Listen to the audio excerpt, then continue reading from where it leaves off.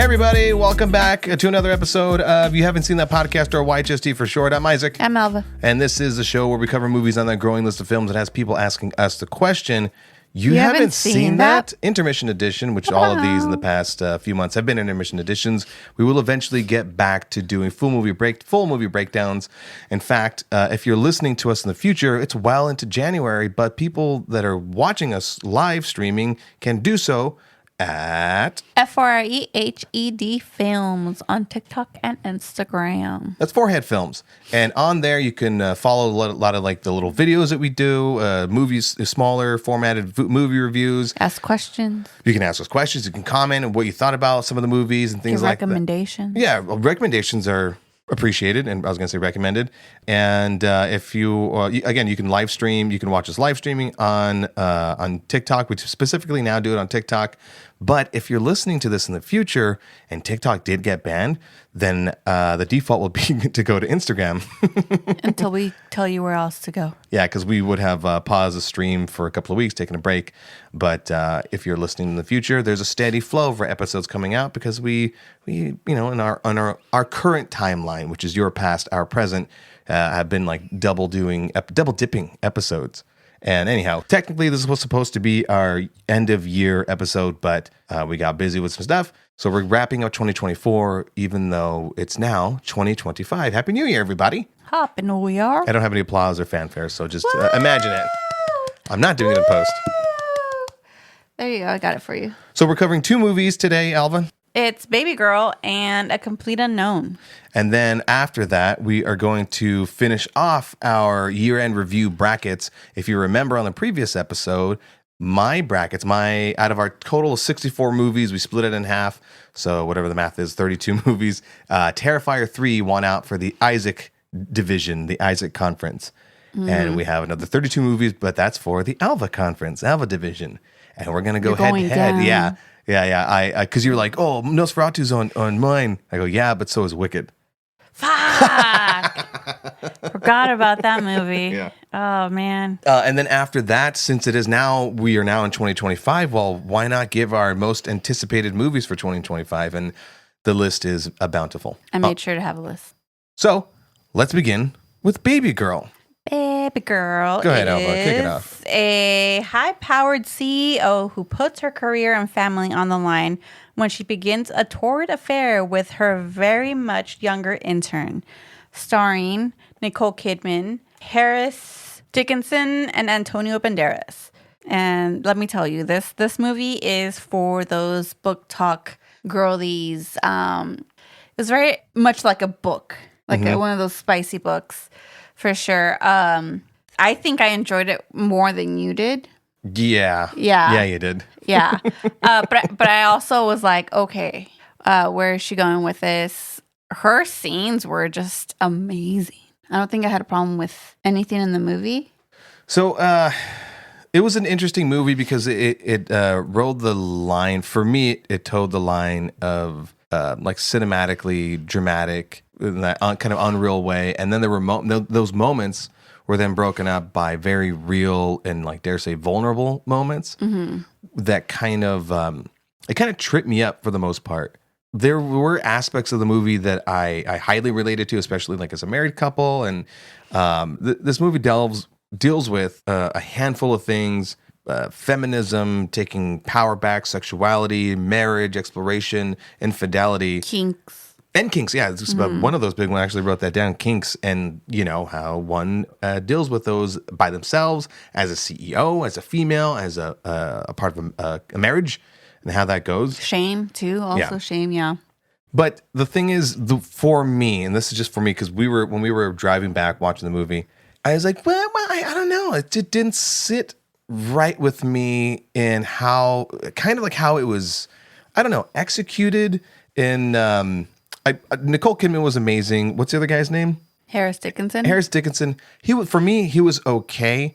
Initially, he was set up or portrayed as this, like, you know, this guy knows what he wants, is a very powerful individual, you know, kind of boyish, but then it sort of not necessarily falls apart. I can't think of a better phrasing, but they kind of abandon that here and there. And for me, he portrays his character as like a little bit silly. And there's these moments that are awkward, and I don't know if I was supposed to laugh at those, and as well as the crowd with which we watched it. So I feel like those awkward moments where like the crowd was laughing very didn't know if to laugh or not were those moments where it's such a intimate moment that's happening, but because in movies intimate moments are straight out like sex scenes, people don't understand like the concept of other ways to do that intimacy on screen. So those were the moments where people were like very and I'm just like, I'm all for it, let's keep going. But that's just from me. I mean, Well, the intimate scenes were done, like, I think tastefully. I mean, there is some nudity, but even though it revolves around a lot of sex, you get some sex scenes, but nothing's gratuitous. You know, there are other movies where, in fact, hell, there's other movies like starring Nicole Kidman where there's just like gratuitous nudity, which I have no problem with. Yeah. But it was done in a tasteful manner.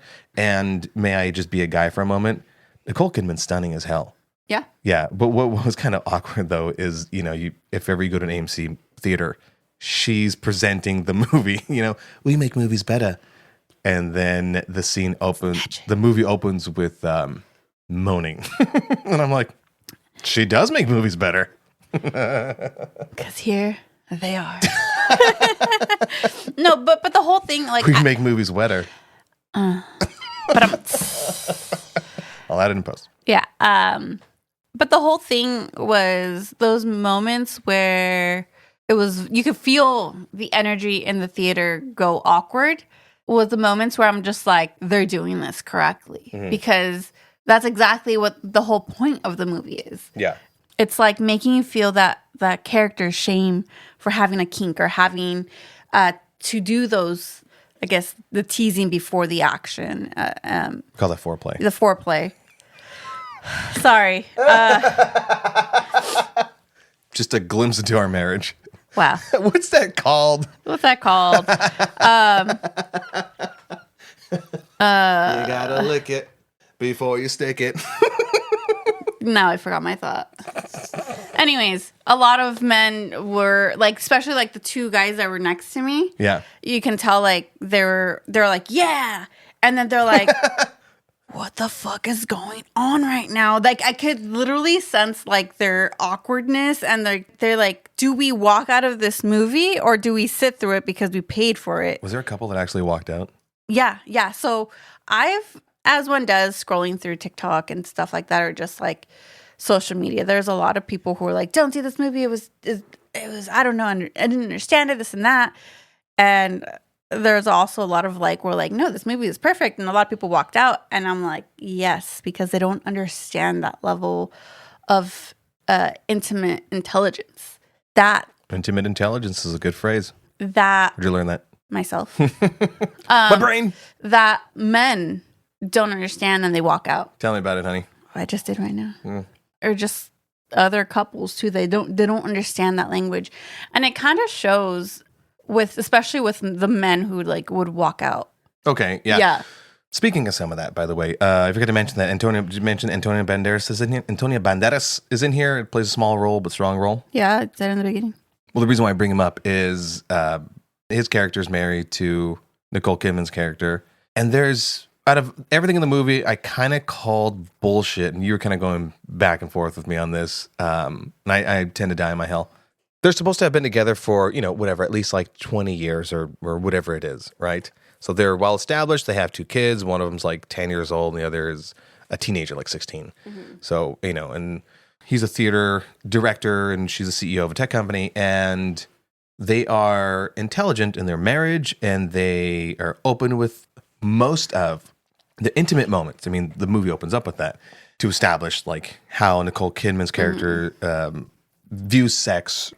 But the part that I call bullshit was they're so well like vibing in communication as a married couple that she has this one, and I'm not going to spoil anything, that she has this one particular issue, a specific kink, things to, get her off or whatever. And she doesn't full force open herself up to her husband. Now, I know the whole movie is about like exploring that and, regaining your strength and power and confidence with it. But I, in particular, call BS that a married couple, again, is intelligent at that level, at that far into their marriage. hasn't fully figured that out. To each their own, but for it, not gonna tell you about our bedroom, but with us, we're really good and we figured most stuff out. Yeah, but the whole thing of the movie is like, yeah, their relationship might have started with having full confidence with each other and talking to it. But along the way, she became a people pleaser to him. So in those moments that she's making sure that he feels satisfied when she's not satisfied, because it's like that whole male ego. It's like, well, I finished, but I didn't, but I don't want to tell you that I didn't, or if I did because I'm in a marriage or all this other stuff. But at the same time, it's like, I'm also trying to protect you so you're not feeling less. No, and I fully understand that. I fully grasp that. That's why she didn't, just outright say it. But still, I feel like the conflict that she had, the particular issue that she had is such, you would have to admit, like in a marriage, is such a big issue that it would have at least been discussed. And then again, no spoilers, but it then is brought up in such a way where you're like, oh, it's sort of implied that it was never brought up in the past kind of thing. I guess, but I don't know. I can't really agree with you on that thought, just because I feel like how she was acting with her husband, she was kind of like needing to have power. And anytime they showed scenes with her family, it showed like her trying to be present, but also trying to like go somewhere where she has power in her mind. So she doesn't feel like, well, my family doesn't love me. My kids don't love me. Like you saw how the kids would treat her in a way. So my husband is being blind to this issue. I may have brought it before, but maybe how I brought it was he got his feelings hurt. But then now my children over here, because I'm also trying to be a wife, a mother, and a powerful, like a CEO. Yeah. So I'm like, I have power here. It makes me feel amazing because I get to call the shots. But here I'm back burner. Agreed. The whole thing, it's like, yeah, you see that and all that stuff, but it's like, it's more on like the actions, her facial expressions and everything that shows that she's lacking one thing here. Yeah. But she would rather have her mind over here because she feels like she's important. She feels like she's someone. She feels like she's being listened to and not ignored. And that was the whole point of the movie, where she's trying to get that and put it into her personal life. Yeah, no, totally. And you, by the way, like I agree also, because when we were driving down the hill, I was, discussing these things that I was like, it wasn't really driving for me. And you did explain a lot of the similar things on the drive back. I was like, oh, you know what? Now you put it in perspective, specifically like, the wife's perspective that would, it's all part of communication, that made me like ponder it and really it sat with me. It still sits with me.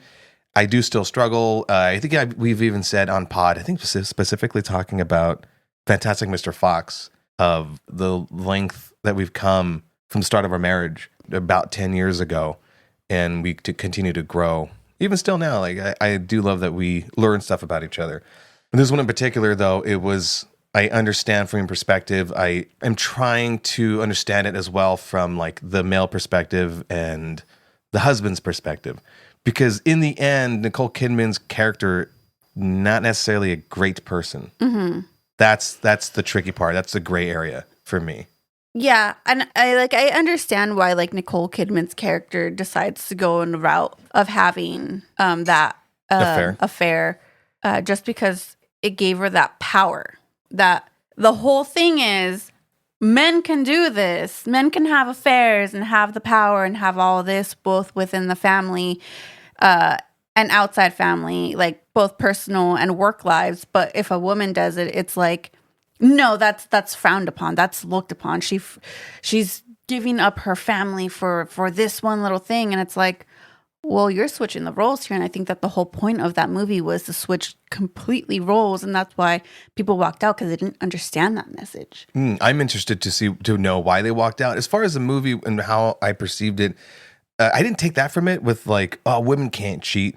I didn't take that, at all, or because they didn't necessarily kind of sort of explore a little like, men, it being normalized in their world or whatever. Mm-hmm.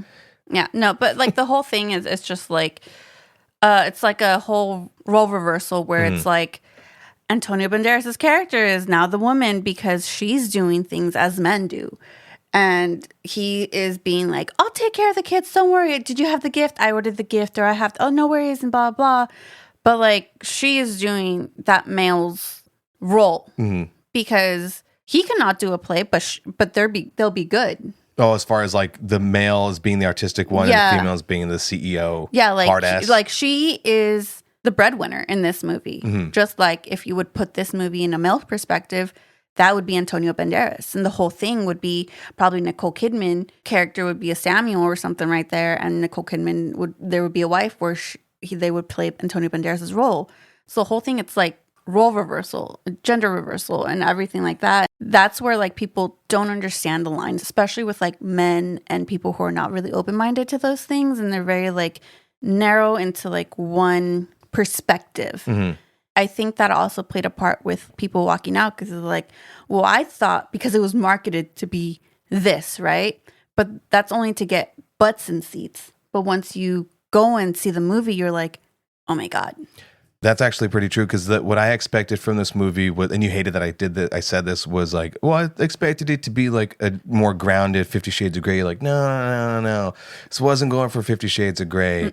And you know, of course, after we watched the movie, it just had more of an exploration of actual real things as opposed to 50 Shades being a fucking like, Twilight fan fiction. Especially like I read the books. Like I'm fine with it. Like I just finished one today. Started another one.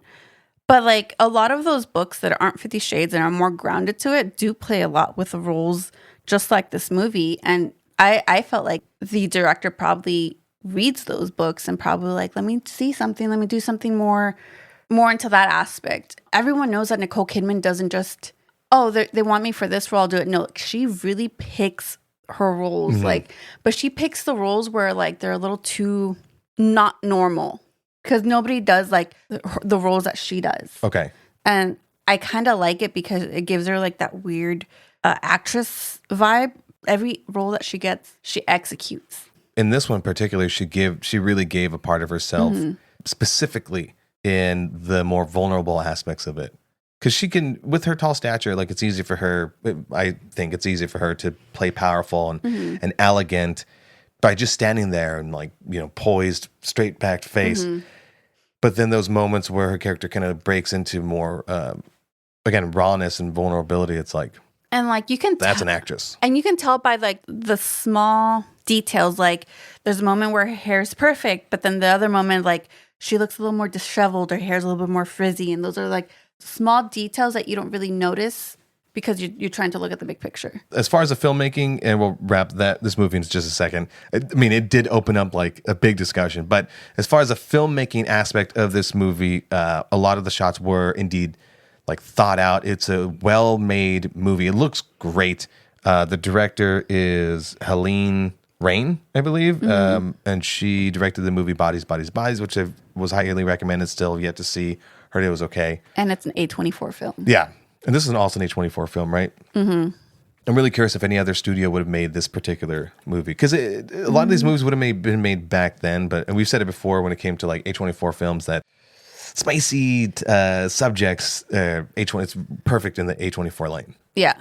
Because I don't feel anywhere else would I feel like it would be more of like how the audience wanted it if it was not A24. True. Oh, yeah. The studio would have noted the fuck out of it. Yeah. But no, would you advise people to see it? Yeah. Go see it with open mind. Try to sit through it. If you're uncomfortable, just sit through the movie. Yeah. Sit through the movie. Have an inner look inside. She had told me that she's like, it makes more sense than if you're like a smut book reader, just because of how the beats play out. Because I was like, wait, why was it this awkwardness? But yet this was explored, and she's like, no, because it played exactly how the book read. I was like, well, like a book that's would read, why, yeah, that's why that shit didn't make sense to me. I got like irritated by it. Yeah. But it wasn't a terrible movie. I was just more confused. It's fine. That's why I'm here to guide you through these movies that are confusing. Condescending son of a...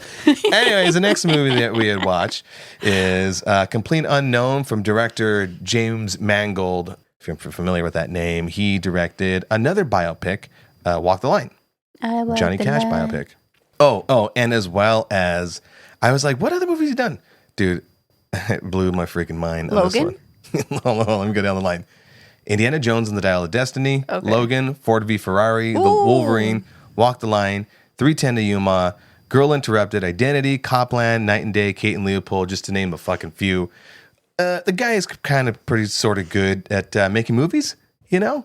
Because I'm not really familiar with directors' names. Shame on me. But when I went down this line, I was like, holy shit, the guy can do action. He could do biopics, specifically, about musicians, and Ford v Ferrari. Like, that was a subject that I don't care about race cars. I don't care about the origin. But now you do. Yeah, of those certain race cars in focus in that movie. And just based off of the sheer movie making aspect of it, it makes you give a shit, which any movie is supposed to actually make you give a shit, because sometimes you don't know what you're going into when you're watching a movie, and specifically with The Complete Unknown. Hell, even going back to like Walk the Line. Wait. Yeah, go ahead. You said Girl Interrupted? Mm-hmm. Oh, that was such a good movie. Yeah, I don't remember a lot of it, but I remember 3:10 to Yuma, Christian Bale too. Moving on, what are your thoughts about The Complete Unknown? I thought it was done great.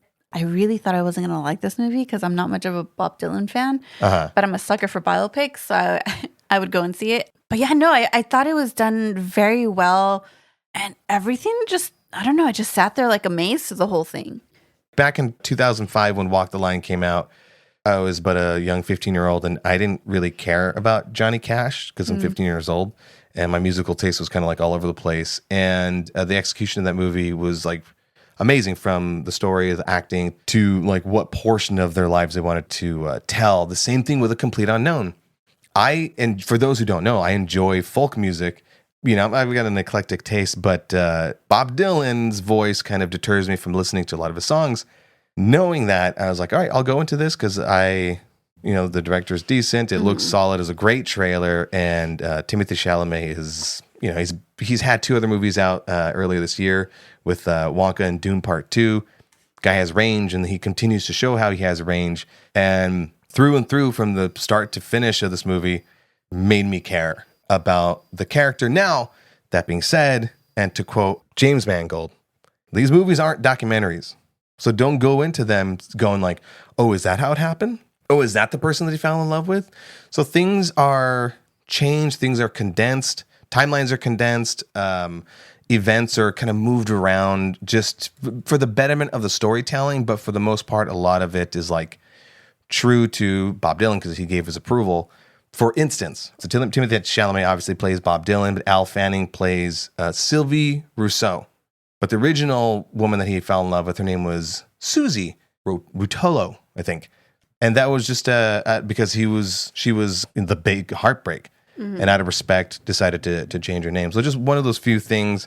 It was done so well. I did look after the fact. I did research on like what top 10 things or whatever facts weren't actually real in the movie. And it didn't like ruin the movie for me or anything like that. In fact, it was just another moment to learn more about Bob Dylan, past what the movie the story that it was trying to tell, which is that this is Bob Dylan in the late 60s, 19 years old, not famous, a complete unknown, one would say, and arrives to New York seeking, I guess, like going to his idol, Woody Guthrie.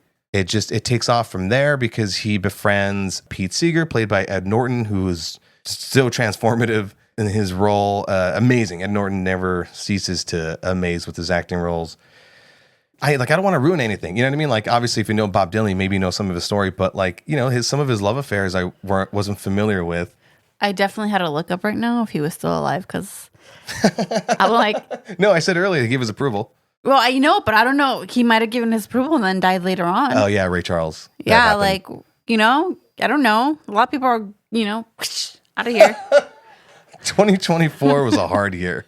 All right, so I just don't know. I just had to double check. I don't want to like assume that he's still alive, and then I'd be like later on, be like, oh no, he died in 2024, early 2024. We're just like January, where you forget almost everyone that passed away in the beginning of the year. Just to get off of the fuck that rant was. I want to give like quick honorable mention to a few other actors in here, because it's a very well star-studded cast. Monica Barbero, who plays Joan Baez, she was amazing in a Netflix series called Fubar, with like Arnold Schwarzenegger comedy series. Amazing. You would have seen her though in Top Gun Maverick. She played Phoenix, one of the pilots. I mentioned Ed Norton.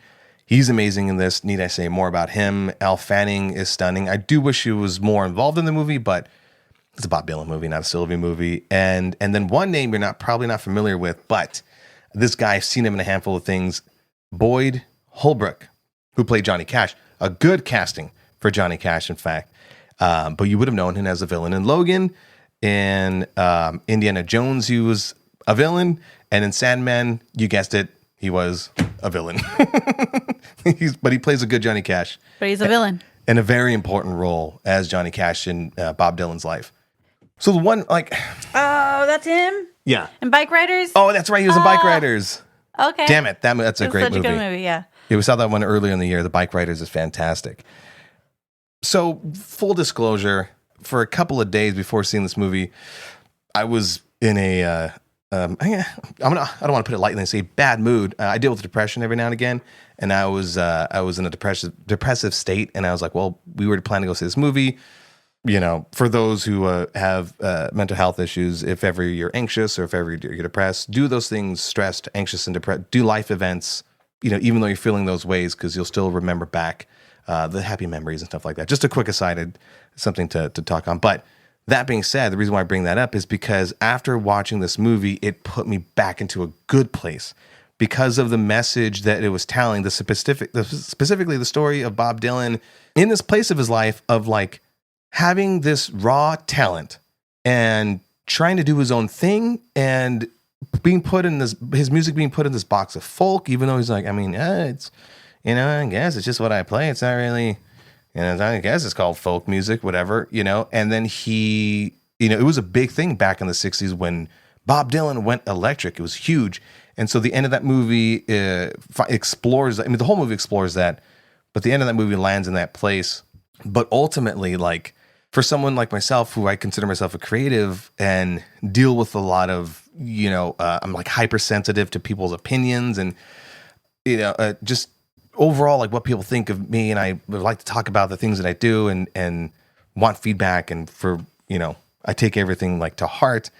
I wish I was more like Bob Dylan, who's just like going through life, doing his thing to the best of his ability, really not like, The whole conflict of the movie wasn't that he was like, well, should I do my own thing or should I not do my own thing? He's like, I'm going to do my own thing, but if you guys can get the fuck out of the way, that'd be great, you know? So he was like a very just chill, laid back fucking dude. Nonchalant. Super, by the way, to a fault. Yeah, to a fault, which, you know, I think that's the problem I struggle with, that as much as I want to do my own thing, the other half of me that is very much a people pleaser is like, well, it's going to make these people unhappy and this situation uncomfortable.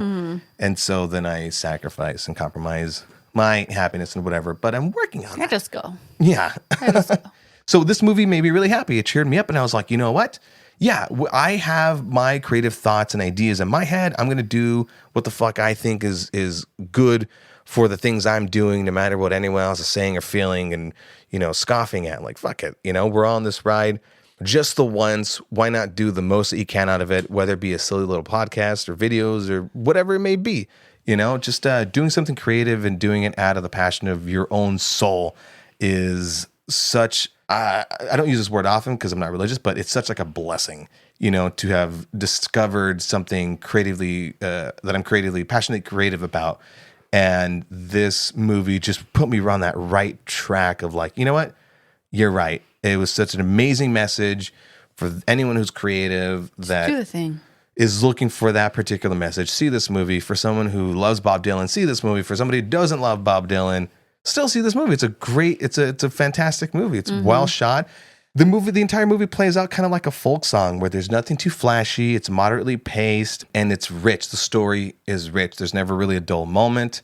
There's not anything that I didn't like about it. And even like the music that is not Bob Dylan that's being played in the background in certain scenes, it really is to that decade that they're in, that year, specific to that year, specific to whatever it is. The fact that in one of the scenes, they're playing a Kink song, and I'm just like, excuse me? I'm like, Yeah. I'm all on board. I'm like, I feel like I am Bob Dylan without being the Bob Dylan. Yeah. And then as far as the music itself, some musical biopics, sometimes will play the original music. So then the actors are lip syncing. At other times, they'll have another band playing the music, like La Bamba. They had Los Lobos play the music. And then you have movies like Back to Black, where it's a combination of the two. Same thing with Ray Charles, the biopic, and Walk the Line. Walk the Line was because James Mangold was just the actors doing their full singing. All that to say is in a complete unknown, all the actors are singing their characters' parts. And for me, I think I like that better, especially if they actually can sing. But I'm sorry, I have to quickly say, if you're just singing a Bob Dylan song, that's really easy to do. And I think that's one of the things that Timothée Chalamet wanted to do. If he was going to do this role, he wanted to sing the songs because I feel like he didn't want to like half-ass it. Yeah, absolutely. Speaking of Chalamet and his portrayal the whole portrayal as of Dylan, they keep his character a mystery. They even comment on how much of a mystery he is. Again, to a fault, but it doesn't take away from the movie. I will say that much because it's like it's an origin story, but without doing any flashbacks of like here's how he was when he was a kid, because it doesn't matter. What matters and what Dylan in the movie is telling his love Sylvie is it doesn't matter. It's what's in the here and now. Sure, some of those things in the past can inform who you are to a point, but if you want to change, if you have an idea of who the person is you want to be, some of that stuff kind of sort of doesn't matter. I'm no therapist, but in general, I'm saying you have to take that leap and put yourself into whatever character you want yourself to be. And he does it. Yeah, what you said. Yeah, again, to a fault, though. I love Elle Fanning, by the way. I don't think there's a movie that she's in that I don't love. It took me a while to figure out, I'm like, who is that? Until today. So if you hadn't guessed it by now, I highly suggest that you see the movie. Do you have any other thoughts before I guess the Rotten Tomato scores? No, this one was totally a you review, and the other one was totally a me review. I do love how evenly that was balanced out. A little bit about romance, a little bit about marriage, a little bit about mental health. But just doing what you need to do. Yeah, but we move into our next segment that I've been calling Why HST Gets Fresh. Ooh. I hit the timer. Every other episode, we alternate in guessing the Rotten Tomato score of the aforementioned movies that we just talked about. I said that, didn't I? From 59 and below being rotten and 16 and above being fresh. Dear, what do you give? No, it's your turn my to guess. Sorry. So used to doing that. All right, what do you give Babygirl? Okay, I give Babygirl personally a 75% on Rotten Tomatoes, and I think that the critics rated it as 70, and I think that the audience rated it as 65 because the audience usually is dumber. So Hate critics gave it 77, audience did give it 51, but I understand because it is one of those movies that you have to understand the whole perspective, kind of leave. So they rated it higher. Okay, so the critics rated it higher, and the audience rated it much lower. I gave the audience way too much fucking credit. Okay. A complete unknown. A complete unknown, I give it an 85%. Probably would give it higher, whatever, but the time I wrote it down, I gave it an 85%. I think the critics also rated it an 85, and I think the audience enjoyed it at an 80%. Okay. Because James Mangold is gold. Critics gave it a 78, and audience gave it a 96. Oh, sweet. So nice. So you're in the middle of both. This Rotten Tomatoes game is just for fun, right? I don't really give a lot of weight to the Rotten Tomatoes thing, only because the times that we've actually like opened up some of the reviews, we're like, oh, that person's just a jackass. Fuck that person. But still, somewhere in the microcosm of it, it does make me happy to know that the audience enjoyed it a lot more. Specifically, this one, because I do hold this movie precious. By the way, again, I like folk music. This movie made me fall like back in love with folk music. I haven't picked up my guitar. Jesus, I haven't picked up my guitar in a year. And I finally, after those 365 days, I picked it up, plucked out a couple songs, and my fingers are sore because I have no calluses on them. But this movie kind of reminded me of Inside Llewyn Davis, which is a Coen Brothers movie. It explores a fictional character, and this is just my own personal sidebar movie recommendation, starring Oscar Isaac. It's, again, a fictional character, Llewyn Davis, in his exploration of depression. There you go. I relate to that. And him being a folk singer and just trying to gain some fame and some success. Music is beautiful. If you've ever seen any other Coen Brothers movie, they give so much of a shit about the music. They hire well-known artists specifically. In this one, it was Justin Timberlake, the Punch Brothers, and the Milk Carton Boys, amongst a few others who were phenomenal in this, and love the soundtrack, love that thing. So anyways, I need to rewatch that movie because there was a quote. The first spoken line in that movie is, "If it isn't new and it never gets old, then it's a folk song." Is that the movie that has the rocket ship song? Yeah. Oscar Isaac, Adam Driver, and Justin Timberlake sing this at the time like a very poppy song. So much fun. very folky pop. Watch that movie if you haven't seen it. Man, you're hurting yourself. Coen Brothers movie. Just go down the whole list of Coen Brothers movie. They're wonderful. But anyways, yeah. That's my thoughts on as far as Rotten Tomatoes, these particular movies. So there you have it. There you go. There it is. There's still no like smooth out on. I need a shorter version. Anyways, so now we move on to our next thing, which we're revisiting the brackets, right? The year-end review. This is now Alva's brackets. Let's go down that list. Reminder. Yeah. I won. Yours is Terrifier 3. We get it. Yeah. I was gonna do get it. I was gonna do it as a clean edit, but that's perfect enough. I won. You can see it there. See, look at Terrifier 3. Drew of verses and everything. Anyways, okay. Alva, don't look at the list. I'm gonna go down it. We're gonna kind of sort of rapid fire, but if you want to give some of your quick analysis on the movies, you may do so. Okay. The last episode was a long one, and so will this one be. Let's start off. I don't have any music, sorry. Saturday Night versus Queer. Oh, fuck. I'm gonna go with Queer. Transformers 1 versus Night Swim. Night Swim. Really? Yeah. Transformers 1 was good, but it I don't know, something about Night Swim was there. Okay. Yeah. Watch my review on Forehead Films. The Substance and Subservience. That's an easy one. The Substance. I was gonna say the Subservience. Oh, this is here's a freaking polio kid versus Arnold Schwarzenegger. Borderlands versus Deadpool Wolverine. Deadpool Wolverine. I would have hit you so hard on camera. You would have been Borderlands. The Watchers or Megalopolis. Remember The Watchers? I gotta look up the thing real quick. That's Dakota Fanning.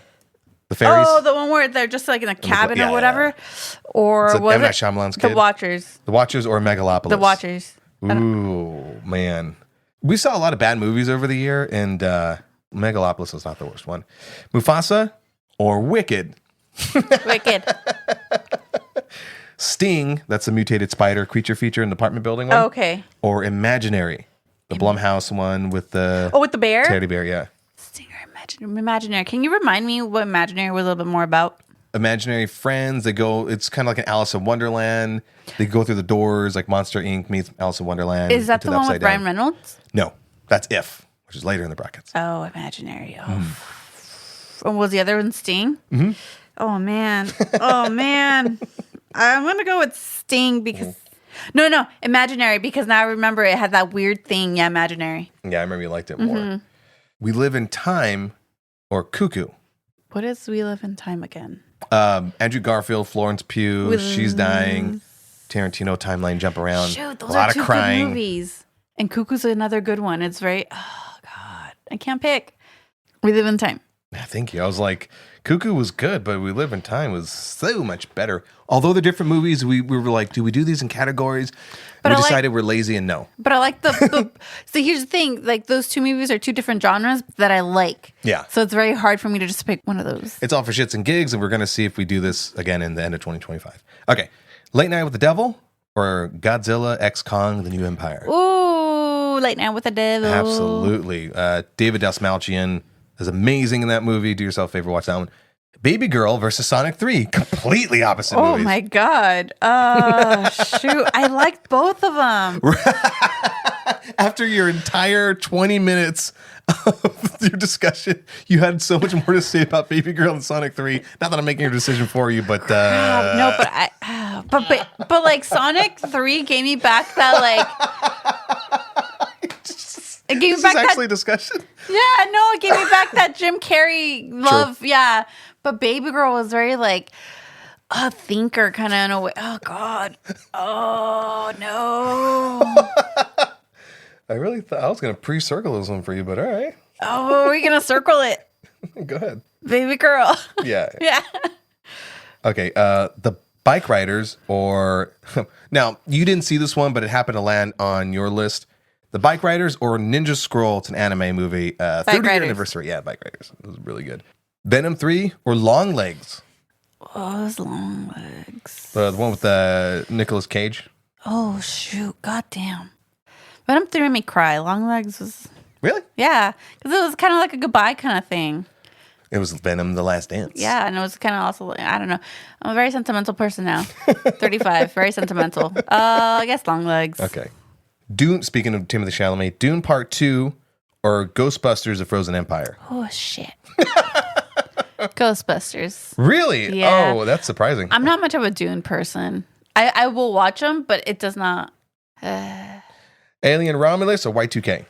Ooh. Oh, that's such a good one. Alien Romulus. Yeah, absolutely, dude. Get back that horror movie vibe. Yeah. Okay. So the one you were thinking of, If... Nosferatu. She saw the list I earlier. saw that one. I was trying to get a reaction out of her, but, whatever. All can go well. If versus Nosferatu? Nosferatu. Absolutely. And lastly, Smile 2 versus Kingdom of the Planet of the Apes. But Kingdom of the Planet of the Apes was really good. It was really good. And what was the other one? But which one do you remember? What was Smile 2? Smile 2? Kingdom of Planet... Planet of Apes. POA. Okay, let's go back. Queer versus Night Swim. Ooh. Night Swim? No, I go back. Queer. Was it because I made a face? No. Okay. The Substance versus Deadpool Wolverine. Deadpool Wolverine. Oh. All right. Yeah, no, for sure. You have to, right? The Watchers versus Wicked. Wicked. Absolutely. Imaginary versus We Live in Time. Imaginary. Really? It made me afraid of my stuffed animals. Oh my God. Did you see the clip I sent you, by the way? Sorry, we'll edit this out. I have not. Is this like I have not gone through my horror things. film in the 90s or whatever, and these dolls are all alive and anyways. Oh no, I sent you that where the dad's like, "What are you talking about?" You told me. I conflate the two. You told me that the toys come alive at night, and all the dolls just look at him. He starts crying. I'll be like, "Yep." They're all whispering like, hey, sending that to you, and I'm just like, "Forget it." They're deciding if they're gonna kill you or whatever they say. Okay, I think it's called dolls. Yeah, yeah. Okay, Late Night with the Devil or Babygirl? Late Night with the Devil. Nice. Proud of you. Horror fan comes through. The Bike Riders or Long Legs? Bike Riders. Yep. Ghostbusters: Frozen Empire or Alien Romulus? Alien Romulus. Good girl. Good girl. Babygirl. Ew. Nosferatu or Planet of the Apes? Nosferatu. Absolutely. Now let's go back. Queer versus Deadpool Wolverine. Deadpool Wolverine. Absolutes. Wicked versus Imaginary. Ooh, Wicked. Yeah, whoa, the pause there. Oh my God, you want me to edit that out? No, I just said, Wicked. Don't put words in my mouth. I've actually done that in a past podcast and she doesn't know. Late Night with the Devil versus Bike Riders. Late Night with the Devil. Yeah. Alien Romulus versus Nosferatu. Nosferatu. Duh. The fuck? All right, here we go. Last four. Deadpool. Clean edit. Wicked. Deadpool Wolverine. Get out of town. Let me a musical. And we know that this last was going to be Nosferatu, right? Yeah, Late Night with the Devil. Yeah. Which means that Nosferatu versus Wicked. Oh boy. My two loves This is clash together. quite the upset, as well as my fucking microphone falling apart. Okay. There we go. So Wicked, you have this great story, songs, popular, and you got part 2 coming out. But then you have Nosferatu, and it goes in depth with my Victorian era love and all these other things and symbolisms within these things. And then it goes into this and folklore and somehow into Greek mythology in a way. Oh, God. Nosferatu. Nosferatu wins it. There you go. So, Terrifier 3 versus Nosferatu. Geez, so it's horror against horror. Oh, boy. I mean, Terrifier 3. I mean, this was a great year. 2024 was a great year for horror films. And I mean, you're putting a B movie up against a very artistic, well-done horror, which I wasn't scared in either of them, but...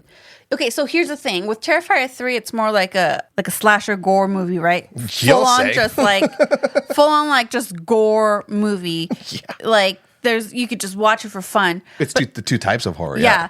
But Nosferatu, it brings back light into that forbidden film that was made back in 1922. So that's true. It brings back like the love for the gothic horror vibe to it. So like for me to say like, oh, Terrifier 3 or Nosferatu, like Nosferatu was very like done well. And don't get me wrong, I really like Terrifier 3. But if I were to pick between one of the two, I would rather do Nosferatu. Nothing against Art the Clown or anything. Of course not. But like I could feel like this being one of those movies like that later on, a couple decades from now, it's going to be one of those revisited true classic monster movies. I could also say that about the Terrifier franchises, because I think that it's safe to say that maybe Art the Clown has safely fallen into the horror icon.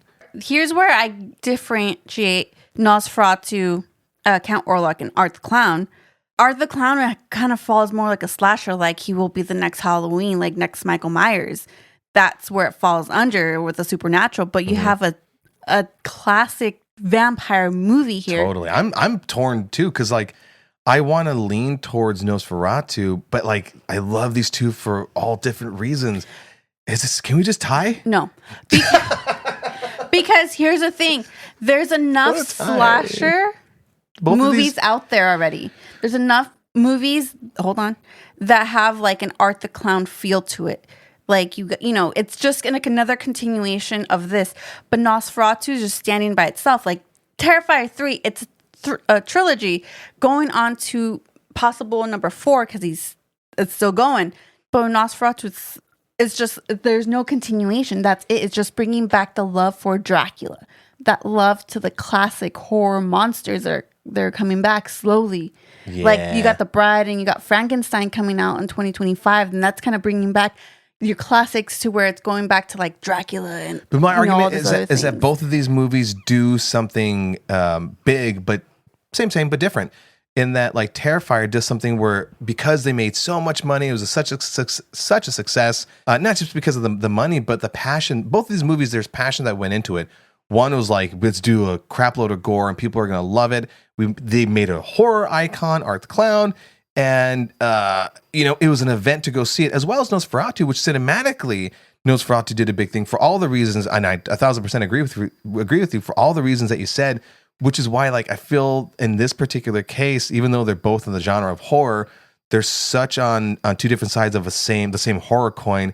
I really want to make it a tie because I think both of them are very important in the movie realm.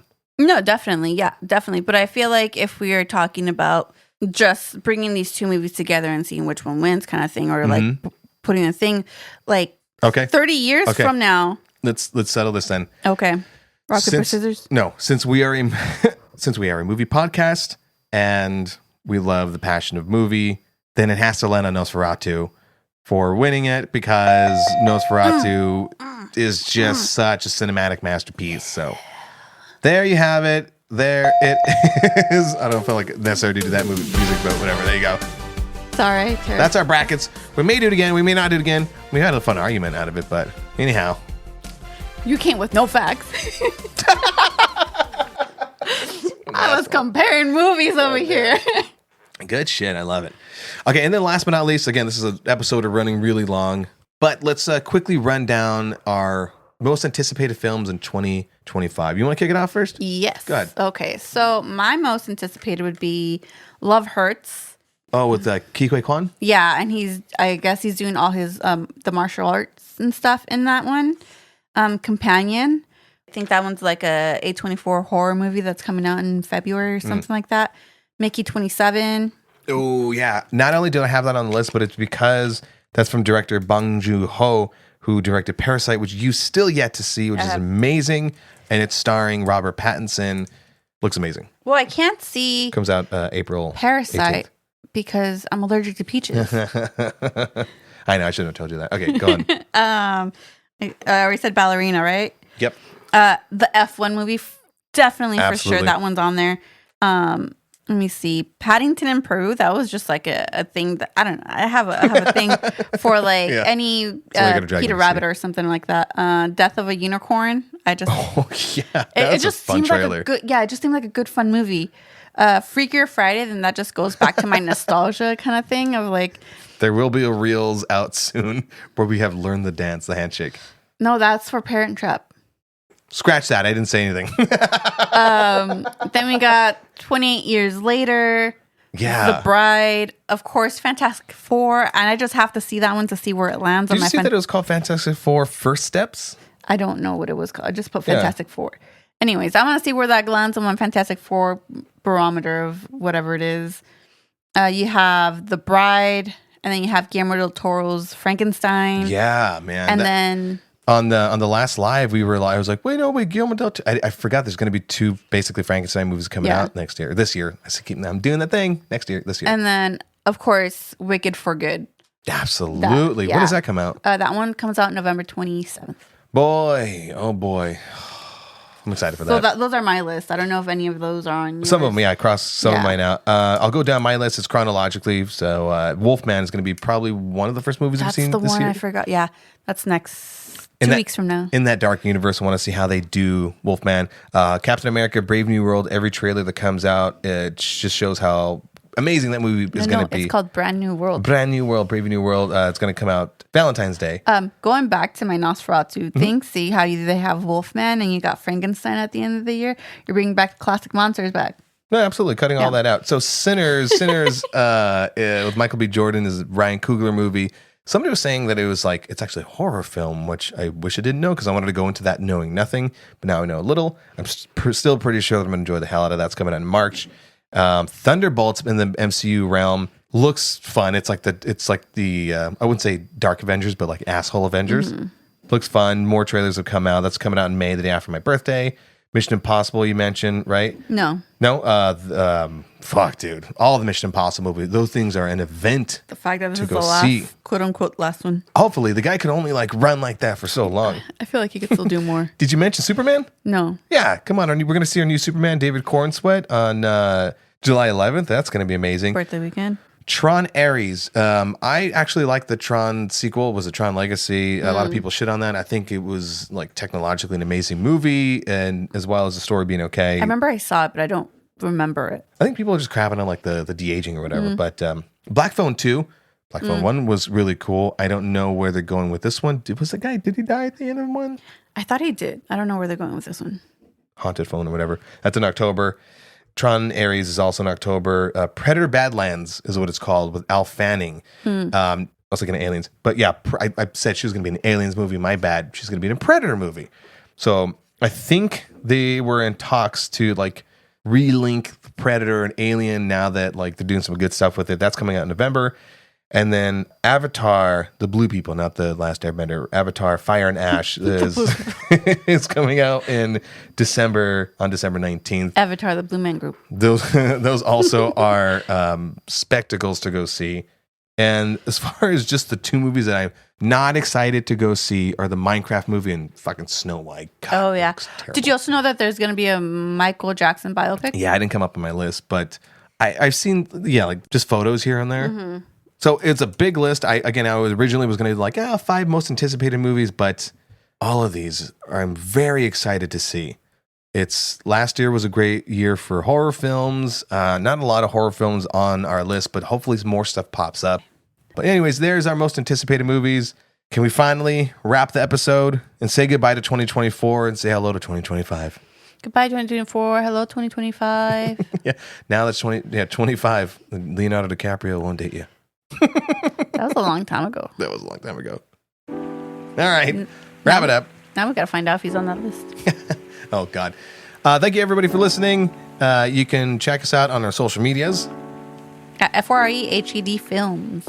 Forehead Films. On Instagram and TikTok. And on those 2 platforms, you can like, subscribe, and hit the notification bell. Check out our stories when we're going to do more lives.